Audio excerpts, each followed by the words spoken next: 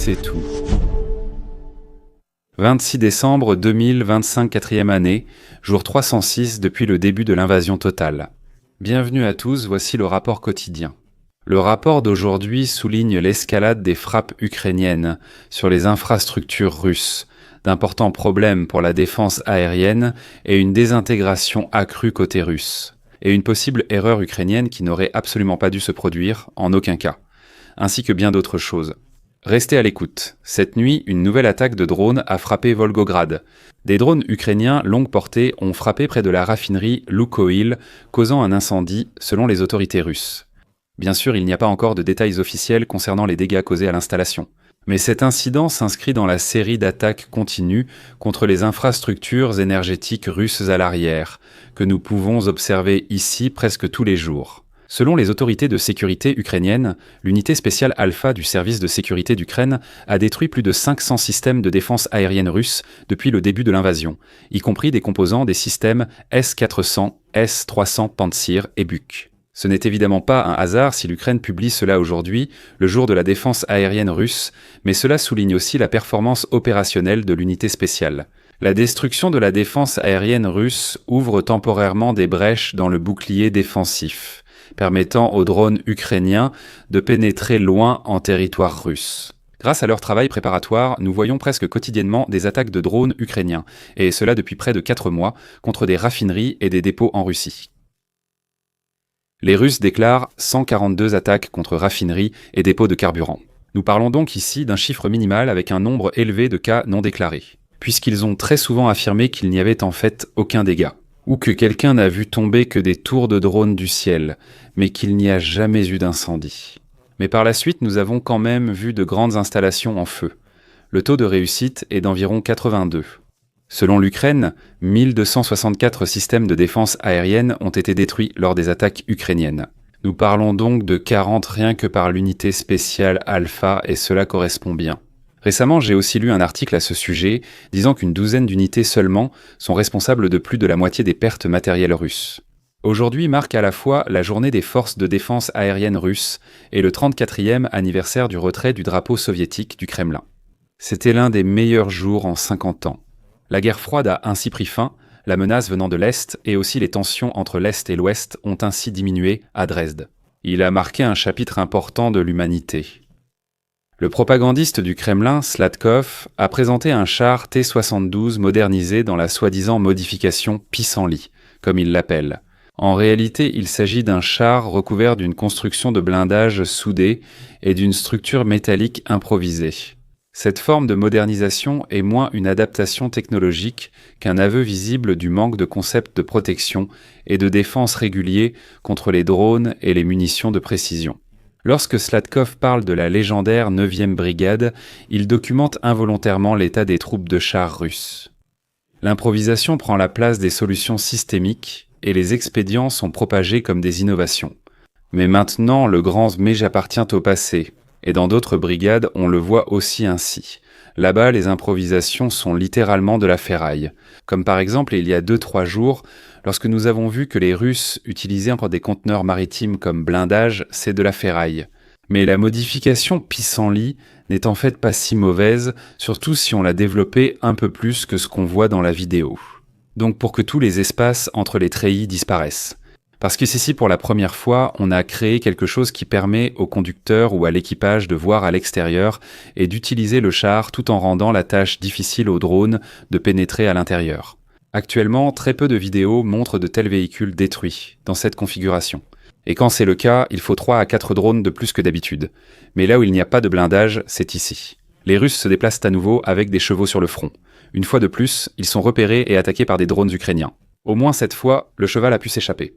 Mais le manque de véhicules, qu'ils soient militaires ou civils, est à nouveau clairement visible du côté russe. Et cela les oblige à utiliser des chevaux et des ânes comme monture avant de devoir continuer à pied. Regardons du côté de Juliapol.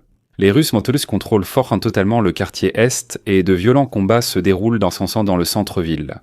Voici de nouvelles images, la 60e troupe d'assaut russe, de la brigade de fusiliers motorisés lors d'une visite d'un poste de combat déserté. C'est donc l'ancien quartier général du 1er bataillon de la 102e. Brigade de défense territoriale au sud de la ville.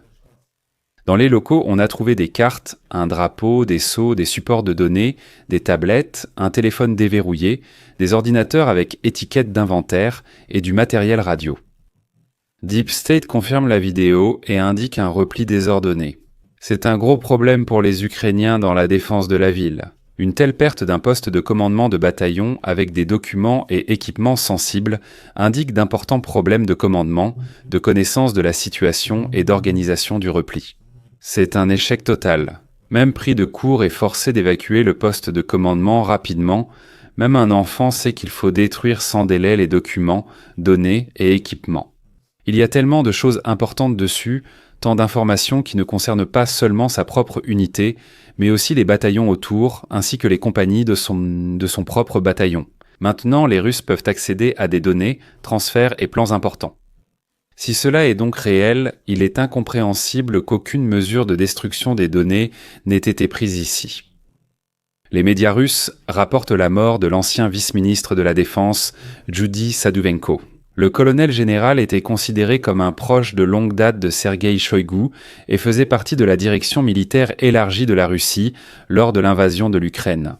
Il n'en reste plus grand-chose car beaucoup sont morts mystérieusement après les accusations de corruption contre Shoïgu.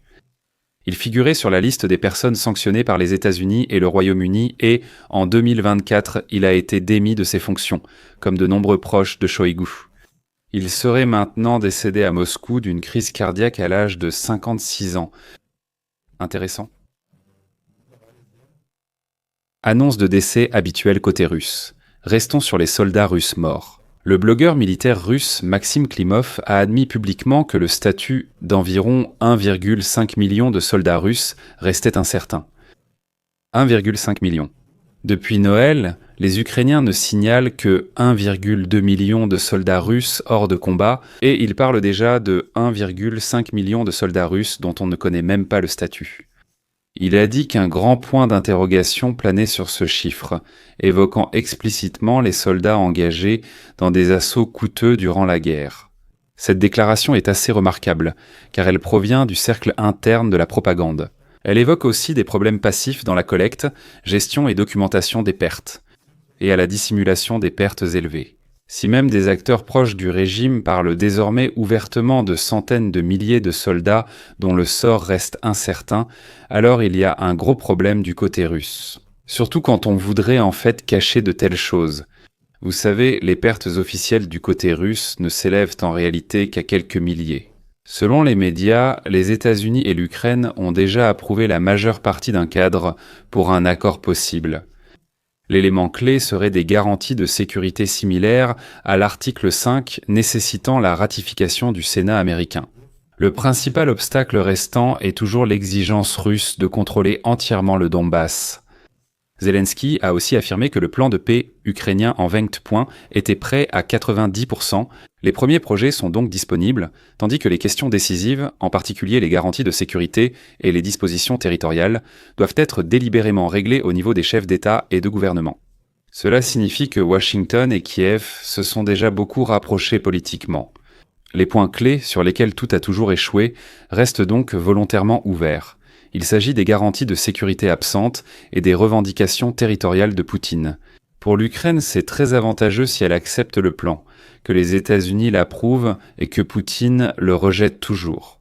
Bien que le plan de paix règle la question territoriale, cela prouve encore que la Russie ne cherche pas la paix. Et en même temps, il pourrait utiliser les revendications territoriales comme raison pour rejeter le plan. Les forces russes ont attaqué des installations portuaires à Odessa cette nuit. D'après les autorités ukrainiennes, des infrastructures portuaires, dont des silos à grains, ont été endommagés. Des silos et des navires marchands étrangers dans la zone portuaire auraient aussi été endommagés.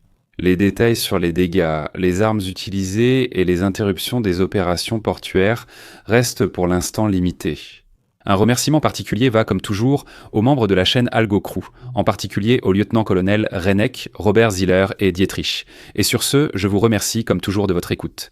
Abonnez-vous, likez, commentez et retrouvez-nous pour le prochain rapport.